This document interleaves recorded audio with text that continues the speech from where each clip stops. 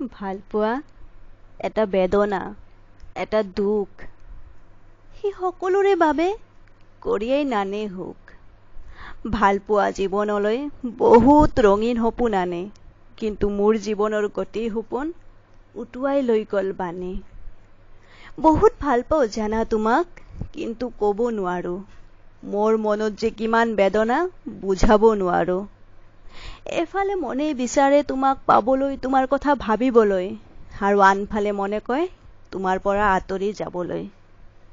তোমাক লৈ বহুত সপোন ৰচিছিলো জানা, কিন্তু এই সপোন যে আধৰুৱা হৈ ৰ'ব ভবাই নাছিলো।